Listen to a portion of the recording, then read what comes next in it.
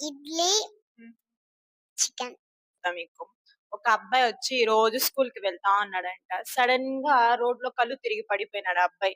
కళ్ళు తిరిగి పడిపోయినాడు ఆ అబ్బాయి. అప్పుడే అక్కడికి ఒక అమ్మాయి వచ్చింది. అమ్మాయి వచ్చి "ఎందుకు బాబు కళ్ళు తిరిగి పడిపోయినావు" అని ఆ బాబుని లేపుతా ఉంది. కానీ ఆ బాబు కళ్ళు తెరవటం లేదు. కళ్ళు తిరిగి పడిపోయినాడు కదా! సరే అని తన దగ్గర ఉన్న వాటర్ బాటిల్ ఎత్తుకొని తన మూతి మీద చల్లిందంట. చల్లినప్పుడు ఆ అబ్బాయి కళ్ళు తెరిచి చూసాడు. అప్పుడు ఆమె ఆ పాప ఉంది కదా! ఆ పాప అడిగిందంట, "ఏమైంది? ఎందుకు కళ్ళు తిరిగి పడిపోయినావు?" అని అడిగితే, "నేను 2 డేస్ అయింది అన్నం తిని. అందుకు అన్నం తినలేదు కదా! అందుకు నేను కళ్ళు తిరిగి పడిపోయినాను" అని చెప్పాడు ఆ అబ్బాయి.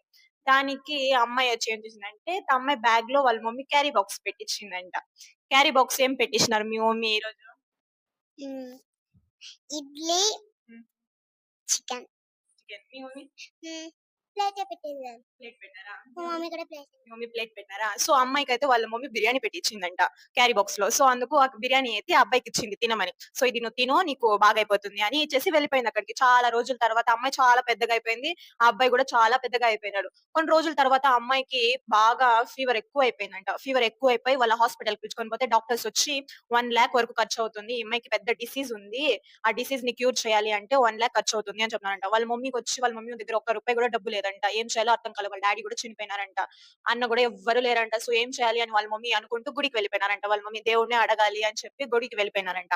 సరే అని కొంతసేపు తర్వాత అమ్మాయికి ఆపరేషన్ చేసి బాగయిపోయిందంట అంత డిసీజ్. సో, అందుకు వాళ్ళేమనుకున్నారంటే ఎవరు కట్టినారు అమౌంట్ ఆపరేషన్ ఎలా జరిగిపోయింది? అయ్యో! ఇప్పుడొచ్చి డాక్టర్ అమౌంట్ అడుగుతారేమో ఏం చేయాలి అని ఏం అర్థం కాలేదు. ఆ అమ్మాయి అప్పుడే కళ్ళు తెరిచి చూస్తా ఉందంట. కళ్ళు తెరిచి నాకు ఆపరేషన్ అయిపోయిందా? ఎవరు చేసినారు ఆపరేషన్ నాకు? నా దగ్గర అమౌంట్ లేదు మీకు కట్టడానికి అని డాక్టర్ దగ్గర చెప్తా ఉంది అంట. సరే ఏమైంది అని చెప్పి బిల్లు తెచ్చి ఇచ్చినారంట. బిల్ ఇస్తారు కదా! హాస్పిటల్‌కి వెళ్ళగానే. సో, బిల్ తెచ్చి ఇచ్చినారంట. బిల్‌లో చూస్తే మీకు ఆపరేషన్ చేయబడింది ఒక ప్లేట్ బిర్యానీ అని చెప్పారంట. ప్లేట్ బిర్యానీయా? నేనెప్పుడు ప్లేట్ బిర్యానీ అని చెప్పి ఆమెకేం అర్థం కాలేదు. ఇప్పుడు ఆపరేషన్ ఎవరు చేసుంటారు చెప్పండి? డాక్టర్. ఎవరు ఆ డాక్టరు? హ్మ్. నేనే. నువ్వా? నువ్వు కాదు. ఆ డాక్టర్ ఎవరు అంటే, అమ్మాయి ఒకరోజు ఒక అబ్బాయి కళ్ళు తిరిగి పడిపోతే బిర్యానీ తినిపించింది చూసినారా? ఆ! ఆ అబ్బాయి బాగా చదువుకొని డాక్టర్ అయిపోయినాడంట. సో, అందుకు ఆ అమ్మాయిని గుర్తుపట్టి ఆ అమ్మాయికి ఆపరేషన్ చేశారంట. సో, దీన్ని బట్టి మీకేం అర్థమైంది? ఆ అబ్బాయి వచ్చి ఆ పెద్ హ్మ్. కన్ ఆ అమ్మాయి వచ్చి బిర్యానీ తెచ్చి తిని అప్పుడు పెద్ద అయిపోయినట్టు ఆ అమ్మాయి దానికి కాదు. అసలేమంటే ఈ స్టోరీలో మోరల్ ఇప్పుడు మనం ఎవరికైనా మంచి చేసినామనుకోండి, మనకు మంచే జరుగుతుంది.